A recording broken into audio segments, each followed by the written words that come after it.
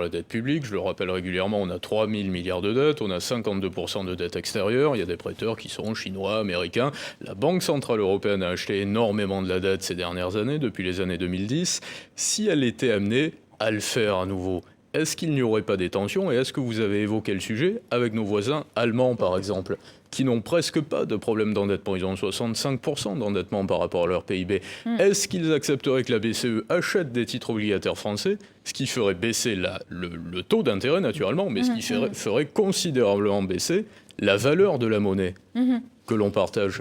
Écoutez, moi je pense que tout se discute, et singulièrement avec nos amis allemands. Moi je suis très proche de mon homologue du Bundestag, mais bien sûr, et j'aurai une réunion avec nos partenaires allemands en juin à l'Assemblée nationale. Donc pour le moment, nous n'en avons pas parlé, mais je pense en tout cas, et vous avez raison, qu'il ne s'agirait pas de déstabiliser nos équilibres. Donc c'est la raison pour laquelle moi je n'ai à ce jour rien proposé de précis, mais je pense que tout doit se regarder. C'est un impératif de finances publiques, justement.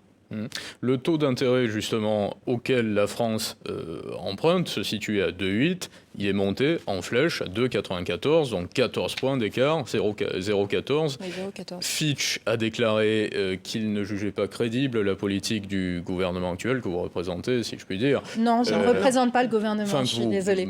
Auquel vous êtes associé par rapport à votre parti, Renaissance. Mais mettons, si la note était abaissée de la France par Fitch et par les autres agences de notation, est-ce que ça amènerait des différences de stratégie par rapport au gouvernement ou à l'Assemblée? C'est important de regarder cela et de conserver la confiance des agences et la confiance des investisseurs. Mais à nouveau, c'est la raison pour laquelle il faut qu'on présente quelque chose de crédible sur nos finances publiques.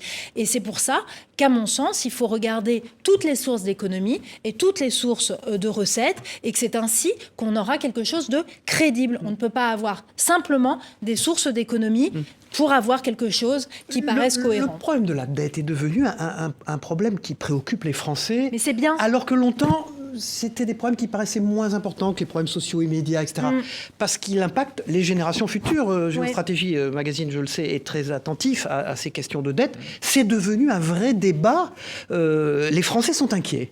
Mais je trouve ça bien, pas qu'ils soient inquiets, mais qu'ils soient conscients, préoccupés de cette question de la dette qui a été considérablement aggravée par la crise Covid, par la crise en Ukraine, par le soutien aujourd'hui que nous devons apporter aux Ukrainiens, mais surtout par la hausse des prix de l'énergie causée par l'agression russe. Ne nous trompons pas de débat. Donc oui, c'est bien que ce soit un sujet qui concerne les Français. Maintenant, il faut le regarder en face. Évidemment, on le sait tous, et vous le premier, que la meilleure réponse pour rétablir nos finances publiques, c'est de la croissance, c'est de la création d'emplois.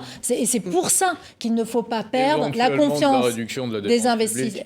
On a la dépense éventuellement publique la plus élevée de l'Union européenne et des pays de l'OCDE. Oui. Pardon, il faut avancer. Et cette dépense publique, c'est les dépenses sociales, mais c'est aussi les collectivités territoriales et l'État central, c'est tout qu'il faut regarder. Bien sûr. La une de Géostratégie qui s'intéresse d'ailleurs de près à ça. Justement, au sujet monétaire, que se produirait-il si la France quittait l'euro, de gré ou de force, si je puis dire? Et je salue un homme brillantissime qui a contribué à ce numéro, qui a été président du FMI, de la Banque de France, Jacques Delarosière, qui a 94 ans, et qui est très investi sur les questions monétaires, qui a été reçu d'ailleurs par la Banque Centrale Européenne très récemment. Je sais qu'il collabore régulièrement avec vous. Tom Benoît, directeur de la rédaction de Géostratégie Magazine, qui appartient au groupe Lafon Presse.